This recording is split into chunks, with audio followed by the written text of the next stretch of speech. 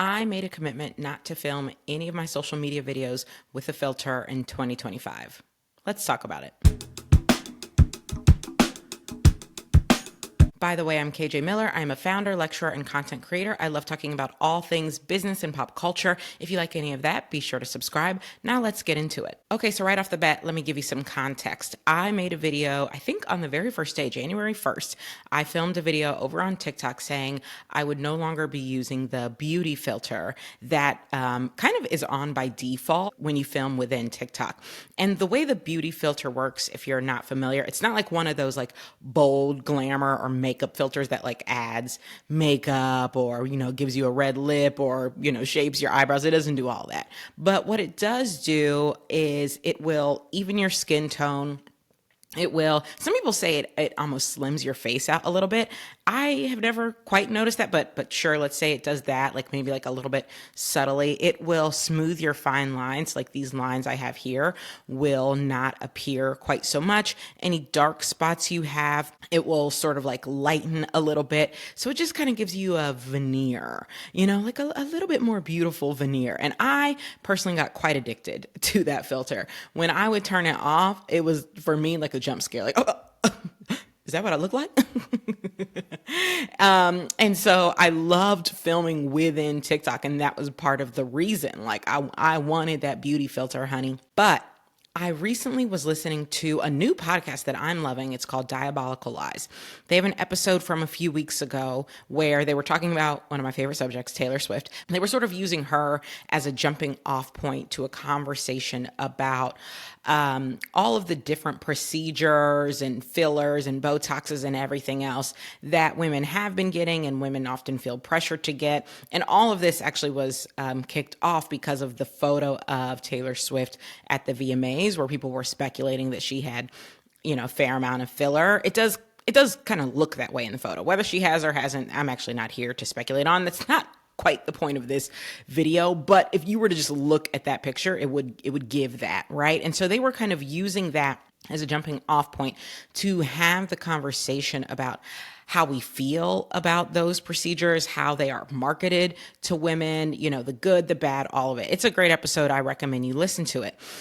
But one of the things that was said that led me to want to get rid of my filter use was, and I'm paraphrasing here, the decisions you make about your own beauty are not just yours because they affect everyone else's perception of beauty and perception of what's normal. And I thought that was really interesting because on the one hand, yes, I absolutely do believe everybody should do what they want to do with their own body. I'm not here to police what anyone does with their body, with their makeup, with their procedures, with their filters. I'm not here to police that for anyone else. But as it relates to me, when I sort of took that lens and I thought about the fact my videos over on TikTok have been seen over 100 million times. And even here on YouTube, while it's much smaller, we've certainly crossed into the tens of thousands in terms of views. So there are a good number of people seeing my face. What is the message that I would like to be broadcasting when that happens? Do I want that message to be that I just fundamentally don't like my face as is? And I kind of had to sit with that. Now, look, I run a makeup company and I love makeup. I made a conscious decision not to wear any makeup in this video just because I sort of felt like if I'm going to talk about showing my face, I should just show my face. All I'm wearing right now is a lip oil. Shout out to this lip oil. It launches in the spring from Cosmetics. That's all I've got on. It felt important for this video, but to be very clear, I will be continuing to wear makeup. But even that's another decision, right? So I might say, and I realize it's giving rambling right now. Go with me. I might say, I don't want to appear on camera with a filter because I would like my face to speak for itself. Someone else might say, okay, but if you're wearing makeup, you're essentially wearing a filter. Like you might not be putting the filter on the camera, but makeup is its own sort of filter. Another person might say, like, I have my eyebrows done, right? Because I had basically no brows. Another person might say, all right, well, maybe you don't have Botox and you aren't getting fillers, but you permanently tattooed brows on yourself. So like, you're the same. So there are levels to this, and I'm in no way attempting to say that like the decision I've made is some righteous decision. It's just a decision I've made because when I sat and thought about what is the message that I'm broadcasting when I get on camera on whatever platform it might be, to me, the filter almost that message felt like one I didn't want to continue to perpetuate, where makeup and having my brows done feels for me okay. Funnily enough, this entire conversation brought to mind for me something that I said in the very beginning of launching Minted, something I would often say, which is beauty is complicated. And if you go back, I wrote blog posts about it. I'm sure I made a few videos about it. If you could dig them up and find me saying this several years ago. But the reason I said it, there were a few reasons. One is the first time I really started using makeup, it was because I wanted a lighter skin tone. My mom and my sisters all have lighter skin than I do. I'm a deeper shade of brown than they are. And I always felt like they were prettier because they had this lighter skin tone. So the first time I ever bought makeup, I remember I was in a drugstore, call it CVS, Rite Aid, whatever, and I bought foundation. And I very specifically was trying to find a foundation that was more my mom's skin tone color. And I wore it. I actually wore it for like weeks, months even, before one of my girlfriends in middle school told me, Kristen, you look crazy, okay? You look crazy, girl.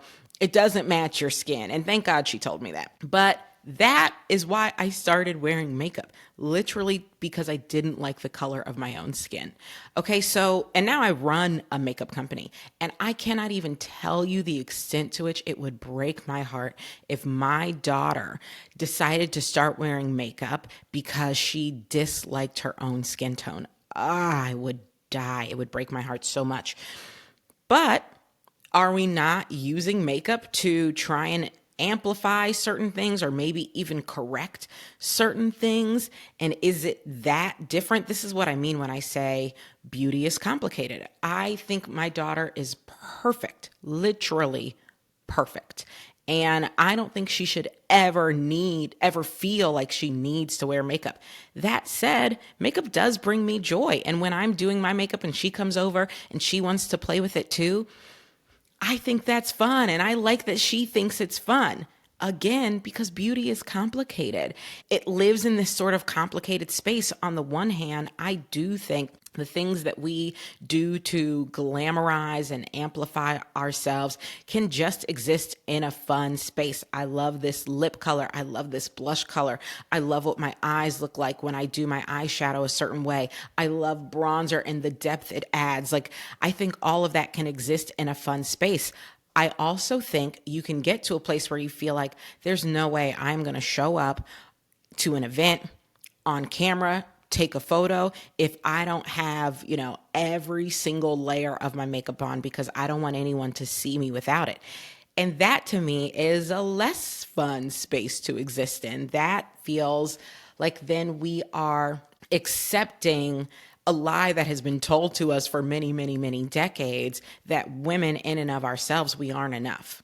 And we've always got to be spending more money and doing more work to try and amplify and improve ourselves when in fact we are enough. So this is what I mean when I say beauty is complicated. And I have spent pretty much the entirety of my career since starting Minted existing in this space where I'm always trying to make sure I am keeping my thoughts about beauty and also the products that I create in the fun space and not so much in the correction space. But I do understand that for some people, bronzer is fun. For some people, bronzer is a correction. For some people, foundation is fun. For some people, foundation is a correction. And it is an attempt to fix something that they see as being broken. And while I don't want it to be that, maybe for them it is, and I can't change or police that. The other reason I felt compelled to make a video about this topic, and I'm going to really try and be careful about how I say what I'm about to say,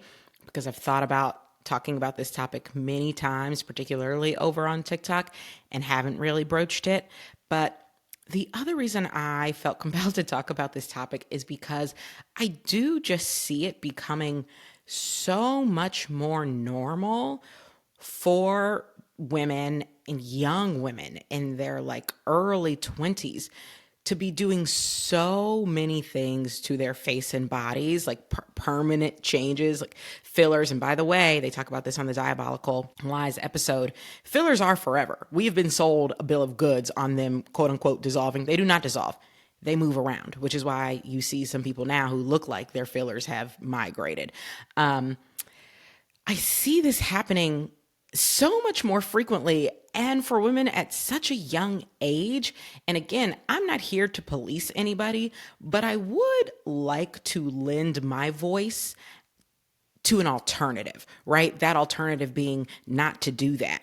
I just feel like, and this is why I want to be careful. I'm all for body positivity. I'm all for everyone doing exactly what they want to do. But I do get nervous when a pendulum has swung so far in the direction of it is not just okay to do what you want to do, to get the Botox, to get the filler, to get the BBL, to get the cheek implants or chin implants or whatever, what have you. It's not just okay, but it's being talked about so much that we start to think that's the default.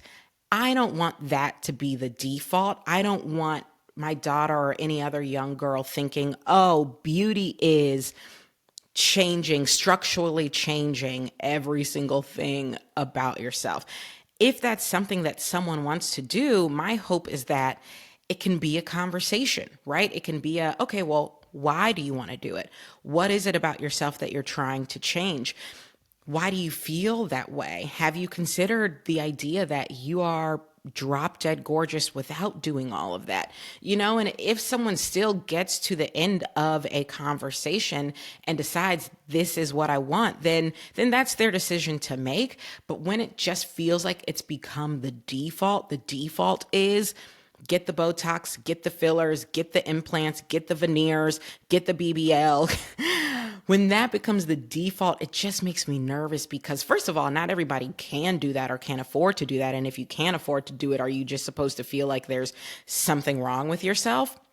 But second of all, even if you can afford to, not everyone wants to do that. And again, if you don't want to, are we saying now you just have to feel like you aren't good enough? And I don't want that. And again, I have hesitated to say anything about this because I don't want it to come off as judgment for people doing what they want to do. The same way I got my eyebrows tattooed, the same way I wear hair extensions and I put nails on. Like, I make all sorts of decisions about my body that I think are right for me, and I don't begrudge anyone else making those decisions. I just worry that if we don't have enough voices balancing out and saying, yes, that's a choice, and that's a perfectly fine choice.